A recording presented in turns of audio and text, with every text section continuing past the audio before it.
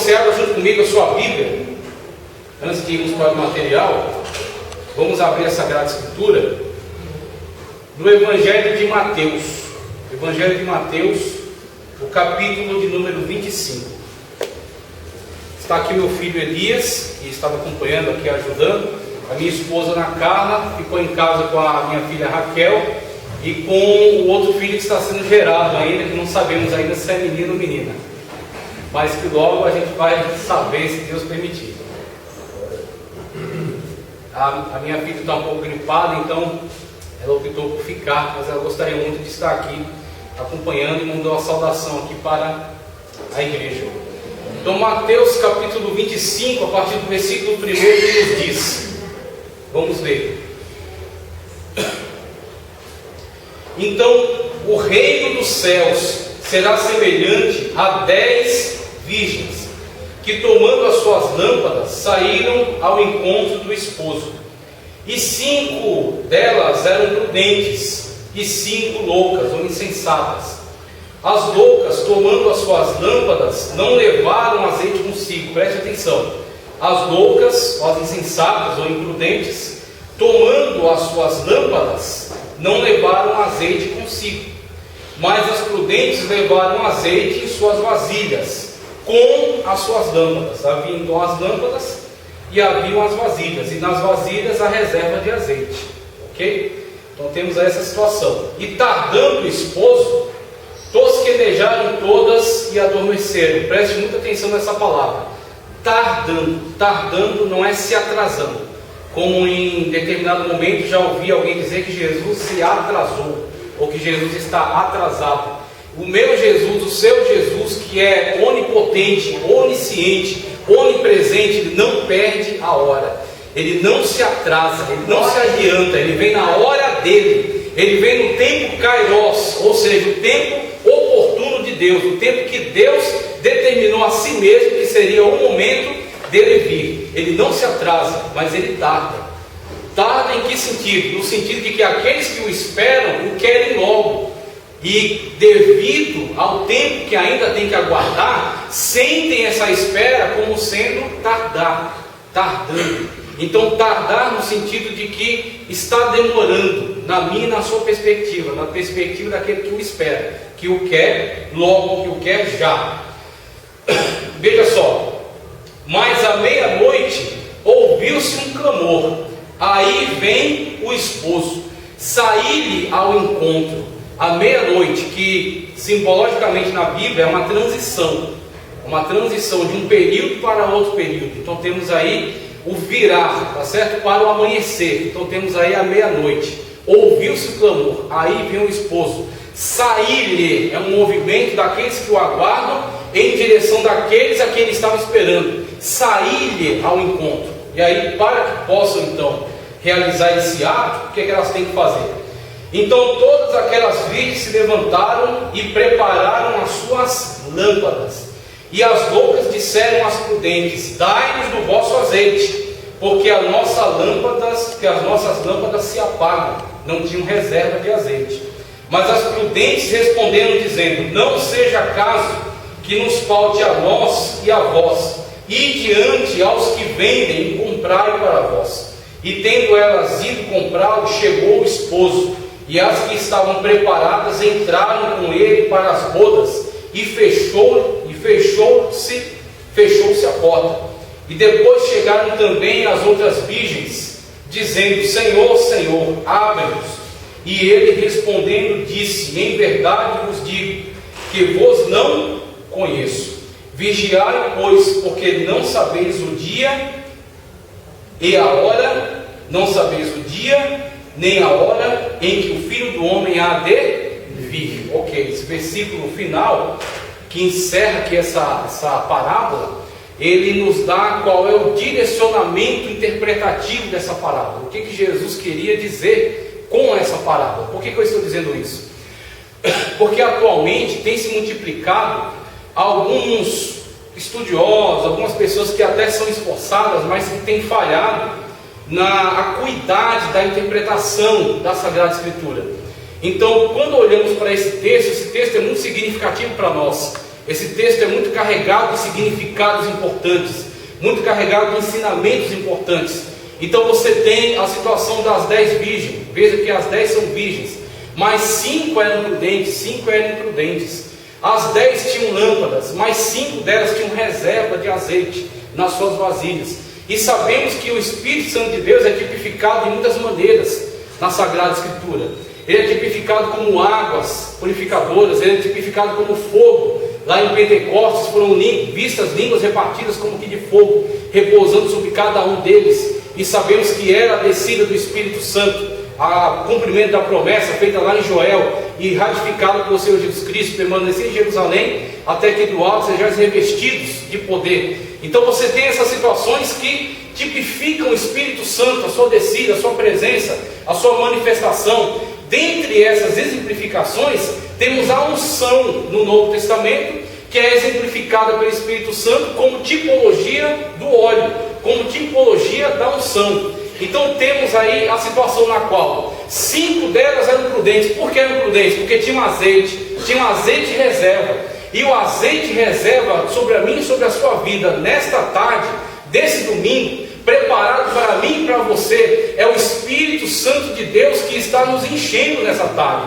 É o Espírito Santo de Deus que está nos ungindo, está nos preparando para o grande momento, e está presente sobre a nossa vida. E nós não estamos satisfeitos em ser medíocres diante de Deus, em ter somente o suficiente para aquele momento, em ter somente o suficiente para acalmar uma dor, ou para tirar uma tristeza, ou para aliviar algum fardo. Nós queremos mais de Deus. Por isso que nós saímos de nossas casas, por isso que nós nos deslocamos, nós abrimos mão do nosso descanso e estamos aqui na presença do Senhor, buscando pelo seu Espírito, buscando pela unção que vem do alto. Então quando olhamos para esse texto, nós vemos que existe, dentre o grupo das 10, existe alguns que têm prudência, existe alguns que querem mais de Deus, existe alguns que querem se encher da presença do Espírito Santo, e existem outros que querem somente, como Paulo disse, aqueles que buscam Jesus somente para esta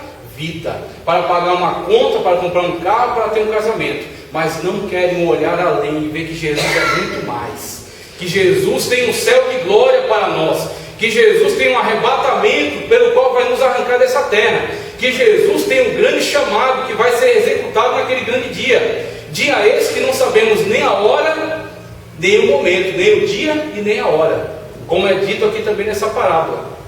E aí, quando fica esse alerta para nós, o que nós temos muito claro? Que temos constantemente que manter essa chama acesa, temos que constantemente manter esse interesse, manter esse compromisso, para que a qualquer momento, quer você esteja dirigindo no trânsito, quer você esteja trabalhando, quer você esteja passando um momento bom, um momento ruim, você esteja na sua casa ou esteja no leito de hospital, em qualquer momento, quando der o brado, quando ouvisse a voz, aí vem o esposo, você tem a presença do Espírito Santo de Deus na sua vida, você tem azeite reserva dentro da sua vasilha, e você possa sair, abandonar esse mundo, sendo que nada poderá te deter, nada poderá te segurar. Você vai deixar essa terra e vai ao encontro do Senhor nos ares. Os mortos ressuscitarão, todos seremos transformados, receberemos corpos gloriosos como o corpo que Jesus Cristo teve depois de ressuscitar, e partiremos para as bodas do Cordeiro na mansão celestial, aonde Jesus prometeu: não beberei do fruto dessa vida até aquele dia que beba convosco no reino do meu Pai. Então temos que ter muito clara essas promessas que foram feitas pelo Senhor Jesus Cristo, e saber que Ele é o garantidor do cumprimento de todas elas. Passam os céus, passam a terra, mas as palavras dele não passam, não cai um J em um tio sem que tudo se cumpra. Essa é a bendita esperança, essa é a minha, a sua esperança, independentemente de quaisquer outras coisas que possamos esperar dessa vida. A nossa bendita esperança está garantida na pessoa de Jesus Cristo e no grande chamado que Ele vai realizar. E olhando para isso, eu vejo algumas pessoas que têm se perdido, têm se confundido. Por exemplo, eu estava lá no centro de São Paulo, inclusive comprando os materiais aqui que eu vou mostrar para vocês ao final, e eu vi algumas pessoas discutindo acerca dessa parábola, e uma pessoa fazia lá uma interpretação onde ele dizia que essa parábola ela não tem cunho escatológico. Essa parábola não fala acerca da iminência, da volta de Cristo para buscar a sua igreja. A vinda do Senhor Jesus, que é dividida em duas etapas, uma na qual a igreja vai até Cristo, é transformada, é glorificada e sobe para as bodas do Cordeiro, e a segunda etapa na qual a igreja glorificada vem com Cristo para estabelecer o reino milenar aqui na terra. Ele dizia, não pode ser, por quê? Porque são 5 virgens, só que a igreja é simbolizada só por uma noiva. Então como é que você vai trabalhar essas duas questões? São 5 virgens ou são uma noiva? E eu olhando para essa situação, eu percebi assim, o abismo de separação, de dificuldade que há entre o entendimento correto da Escritura e a especulação. Então é muito perigoso você especular sobre a Sagrada Escritura e não interpretar ela à luz da própria Bíblia. A Bíblia Sagrada é a suprema intérprete de si mesma. A Sagrada Escritura interpreta a Sagrada Escritura. Antes de qualquer comentarista, antes de qualquer exegeta, antes de qualquer hermeneuta, de qualquer teólogo, a Bíblia Sagrada é intérprete de si mesma. Então você tem que olhar para cada parábola e entender o que Jesus diz com cada uma delas. Por exemplo, Jesus diz que a sua vinda é como ladrão à noite. E aí, a gente entende que Jesus então é um criminoso, é um bandido, porque ele diz que a sua vinda é como ladrão à noite? Não. Jesus estava destacando o quê? O elemento surpresa. Quando Jesus sobe a Jerusalém e chora sobre a cidade, e de Jerusalém, Jerusalém, como quis juntar você embaixo das asas, como a galinha faz aos seus filhotes, seus pintinhos. Jesus é uma ave. Não, Jesus estava destacando o amor dele para com aquela cidade, em analogia com esse singelo animal. Jesus, em certo momento, disse: aonde está o cadáver, se ajuntam ali os abutres. Falando acerca desse movimento também, de nós que vamos até ele no arrebatamento. Sendo que na vinda gloriosa, nós e ele viremos para salvar Israel no Armagedon. Então você tem para cada parábola um sentido que é aplicado pelo Senhor Jesus. E o sentido da parábola é dado dentro da própria parábola. Você não pode pegar elementos externos para interpretar a parábola. Você tem que entender a parábola dentro dela mesma. Porque Jesus está dando um ensino e está dando direcionamento para entender aquele ensino. Então, quando Jesus fala das 5 virgens, o que ele está destacando? Como Jesus em outros momentos falou também com outros símbolos acerca da igreja. Ele disse que naquele dia um será levado e outro será deixado. Por exemplo, estarão 2 numa cama, será levado um e deixado o outro. Por quê? Porque Jesus só salva 50%? Não, porque mesmo estando eles convivendo no mesmo ambiente, não necessariamente estão na mesma comunhão. Então, mesmo que estão 2 numa cama, se um está em comunhão com Cristo, se um tem reserva de azeite, se um está andando conforme a palavra de Deus, se um está servindo ao seu Espírito em verdade, e o outro não está, será levado um e deixado o outro. 2 estarão numa moinha, uma será levada, a outra será deixada. E é interessante essa explicação de Cristo, que ela aborda, inclusive, diferença de fuso horário. Você vê que 2 estão na moinha, 2 estão no caminho, 2 estão na cama. Por quê? Enquanto num hemisfério está de dia e uns estão trabalhando, no outro hemisfério está de noite e outros estão dormindo. O arrebatamento se dará num momento, numa hora em que nós não sabemos, mas nós temos que estar prontos para ela. Independentemente do que estejamos fazendo, não seremos deixados, porque temos o azeite reservado dentro da nossa botija. Nós temos buscado a presença de Deus, nós temos andado conforme a palavra de Deus, e quando a sua voz bradar, nós seremos levados para junto dele. Quer estejam dormindo, quer estejam trabalhando, quer estejam no caminho. É isso que ele diz com essas abordagens. E aqui também, quando ele fala acerca das virgens, o elemento é o elemento surpresa. E o alerta é para que esteja sempre atento, mesmo tardando. Os elementos principais aqui são: o noivo tardou, todas tosquenejaram, todas cochilaram, mas umas, mesmo tendo cochilado, estavam prontas para qualquer eventualidade. É um alerta para nós nessa noite, é um alerta para mim nessa tarde, para que nós não esperemos, porque o momento é já, um momento de se reconciliar, um momento de pedir perdão, um momento de liberar perdão, um momento de estar pronto, é agora. Porque, mesmo tardando o esposo, mesmo tosquenejando todas as virgens, saiba que ele virá. E quando ele vier, se você tiver azeite, se você tiver a presença do Espírito Santo, se você estiver em comunhão com ele, você será levado. E aqueles que não têm azeite, aqueles que não têm comunhão, serão deixados. Quando soar a trombeta, não vai dar tempo de buscar reconciliação, não vai dar tempo de buscar perdão, não vai dar tempo de pedir perdão, nem de liberar perdão. Você tem que estar pronto, porque a qualquer momento Jesus Cristo vai buscar a sua igreja. Então temos que olhar para cada parábola e entender o que Jesus quer dizer dentro dela, não trazendo um elemento externo para tentar interpretá-la.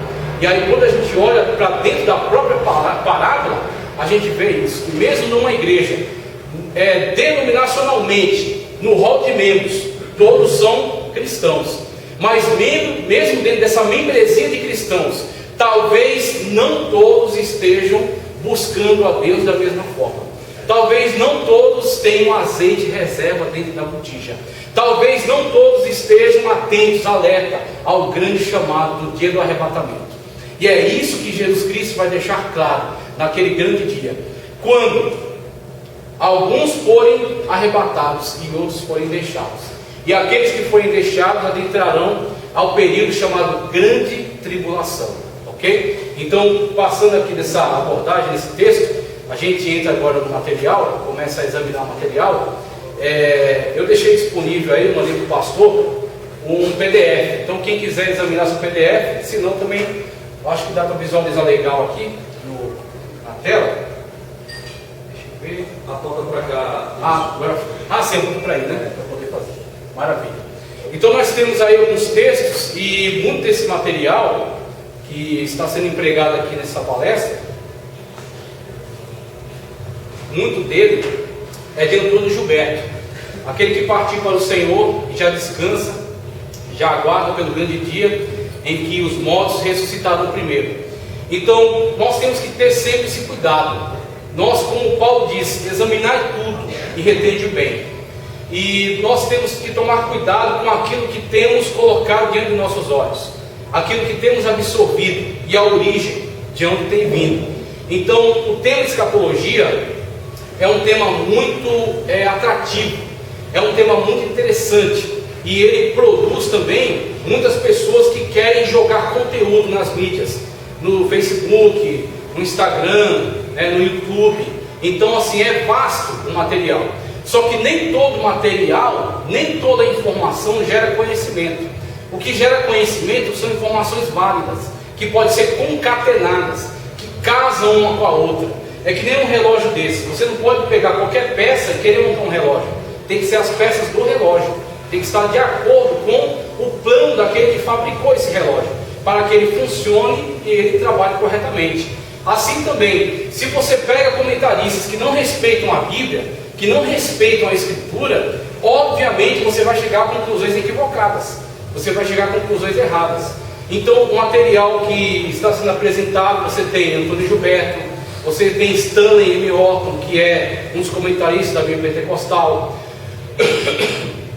Alguns autores que, de fato, têm contribuído e têm mostrado muita seriedade. E eu também recomendo, para você assistir palestras, assistir vídeos, aulas no YouTube, tem alguns nomes que eu acredito que são muito confiáveis, que são pessoas muito sérias, muito idôneas. Por exemplo, Ciro Sanches Ibordi, recomendo muito vocês assistirem vídeos dele. João Carlos Martinez, do CACP, também recomendo muitos vídeos dele. Ezequias Soares, que é o coordenador da Declaração de Fé da Assembleia de Deus, líder do setor de apologética da Assembleia de Deus, tá certo? A Carlos Augusto Vailate, também, muito importante os materiais que ele tem produzido. Então, conforme eu for lembrando, eu vou citando outros aqui. Mas, você absorvendo conteúdos edificantes e vendo como eles desenvolvem o tema, você pode comparar com outros. Por exemplo, tem outras pessoas que também são sérias, mas que têm uma abordagem distinta. Por exemplo, o presidente da FTB, César Cavalcante.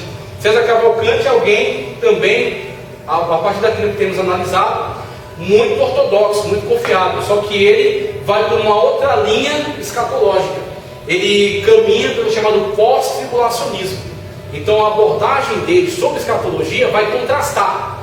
Não adianta você tentar harmonizar tudo que ele vai dizer com aquilo que os intérpretes da Assembleia de Deus têm proposto. Por quê? Porque ele adotou uma outra linha de interpretação. Uma linha de interpretação que em alguns momentos prioriza a alegorização de algumas abordagens da escatologia. Alegorizações que nem todas elas podem ser encaradas desta maneira. Em alguns momentos, a Sagrada Escritura indica ali uma literalidade, o que um dispensacionalista vai ler de forma literal. Só que um aliancista, que é outra linha de interpretação, vai entender aquilo como alegórico. Ou um amilenista, geralmente os presbiterianos são amilenistas, ou um pós-milenista, a escola pós-milenista já foi muito forte, inclusive produziu muitos missionários, ele vai ler alegoricamente. E aí você tem muitos batistas enquadrados dentro dessas linhas. Só que você, olhando a própria Escritura, olhando a partir do próprio texto, você vai ver que ele sugere para você uma literalidade naquela abordagem. Por exemplo, o milênio. A gente vai ver aqui que o milênio, o próprio texto do milênio, ele indica para nós uma literalidade de abordagem. O que em outros textos do Apocalipse vai nos indicar uma alegorização. Algumas metáforas, alguma abordagem mais alegórica. Tá certo? Esse texto em tela, ele é de uma apostila do Antônio Gilberto. Veja só. Ao longo da história da humanidade, tem sido consenso entre todas as religiões do mundo, praticamente a preocupação acerca de onde se encontram os mortos. Para diferentes religiões, culturas, épocas, crenças ou povos, a questão sobre os mortos sempre rendeu grande especulação. Esse é o perigo. É você imergir na especulação. Se você der asas à imaginação, você pode pensar qualquer tipo de coisa, qualquer tipo de loucura. Você tem que ser limitado pela ortodoxia, por aquilo que é firme, aquilo que é correto, aquilo que é conforme um parâmetro certo da Sagrada Escritura.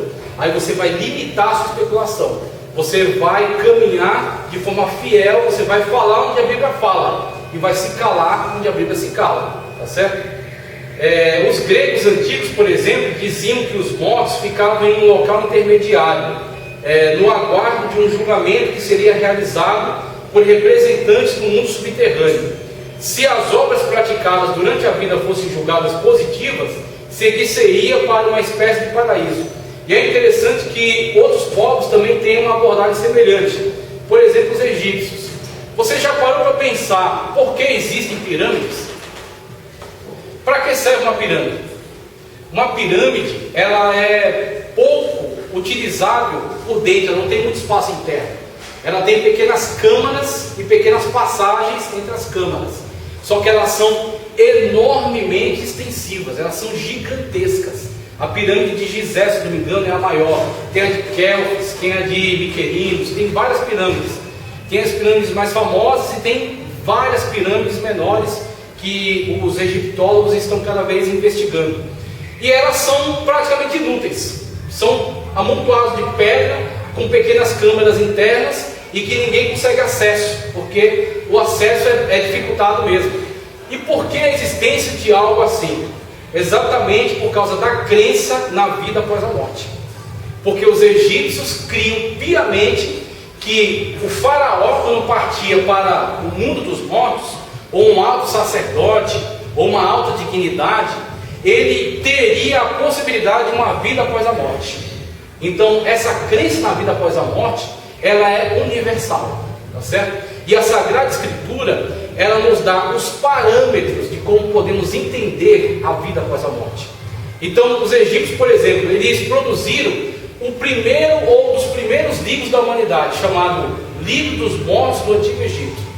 Esse Livro dos Mortos, ele era um conjunto de frases mágicas, um conjunto de dizeres mágicos que o faraó tinha que decorar ao longo da vida, para que quando ele adentrasse no mundo dos mortos e chegasse diante do tribunal, ele pudesse pronunciar aquelas palavras, ser justificado diante dos deuses e poder transitar entre o mundo dos mortos e o mundo dos vivos. Por isso que você tem outra instituição chamada mumificação. Por que mumificar o corpo de alguém? Já viu o processo de mumificação? Quando você procura no Google a múmia de Tutankhamon, foi encontrado sarcófago de ouro, toneladas de ouro, e foi encontrada a múmia dele, preservada, extremamente preservada, depois de pelo menos aí 3.000 anos brincando. A múmia de Tutancâmon. Quando você encontra um artefato arqueológico desse, você percebe que ali, por trás de tudo isso, havia uma crença. E a crença qual era? A crença na vida após a morte. Então você vê que é uma verdade universal, é algo que está impresso no coração humano. Só que o homem não tem, de um modo geral, uma orientação correta para compreender como isso se desenvolve, como isso se dá. Essa orientação correta vem pela verdade revelada das Sagradas Escrituras, mas é uma verdade universal, impressa no coração humano. Então, falando de escatologia, primeiro estamos falando de uma escatologia pessoal. Por isso essa abordagem de início. Estamos falando primeiro de uma escatologia que tem a ver com o indivíduo, que tem a ver com a sua vida, que tem a ver com a sua morte e tem a ver também com a sua ressurreição. Então, o ponto inicial da escatologia é o indivíduo, é a pessoa. A escatologia é relacionada com a vida e com a morte. Aí fala dos romanos, fala dos egípcios também, como eu já abordei aqui. E o último parágrafo diz: de acordo com a segunda carta de Paulo a Timóteo 1, 9 e 10, as Sagradas Escrituras afirmam de forma final como podemos ter vida eterna e feliz, não somente nessa terra, mas também no além. A imortalidade da alma é um fato. Entretanto, foi necessário que Jesus Cristo o trouxesse à luz para que soubéssemos o que é e como podemos obtê-la. De posse da palavra de Deus e da revelação de Jesus Cristo, não há razão para ficarmos confusos ou desencorajados a respeito do destino dos mortos, objeto do estudo desta lição. Então ele começa essa abordagem e aqui a gente mostra então esse outro quadro. Veja só, nesse quadro você tem a situação desde o nascimento até a morte. Aqui é um texto da declaração de fé da Assembleia de Deus, que eu recomendo a todos ter e ler com bastante cuidado esse documento. O documento é muito importante para você analisar ele ponto a ponto. Então, em relação à situação dos recém-nascidos, basicamente o que diz aqui é que os recém-nascidos, eles não têm consciência de seu pecado, mas eles têm pecado. Eles já nascem dentro de uma natureza pecaminosa. Natureza pecaminosa essa é herdada desde Adão e Eva. Então, a situação dos nascidos eles já têm um pecado, já adquirem o pecado, da mesma forma como Davi descreve: em pecado me gerou minha mãe. Então, no ato de concepção, o ser humano já está contaminado por esse pecado. O que acontece em relação ao nascituro é que ele não discerne entre a sua direita e a sua esquerda. Ele não tem discernimento sobre o seu pecado, mas o pecado já está interno e será manifestado em algum momento, quando ele começa a ter consciência. Esse momento de aquisição de consciência para a tomada de decisões, ele é um desenvolvimento biológico. Então ele não tem uma data, ele não tem um marco. Em algum momento a criança passa a tomar decisões, e quando ela passa a tomar decisões, ela começa a ser influenciada pelo pecado. Como Paulo disse: uma outra lei habita em meus membros. Pelo meu espírito eu quero servir a lei de Deus, mas nos meus membros habita uma outra lei.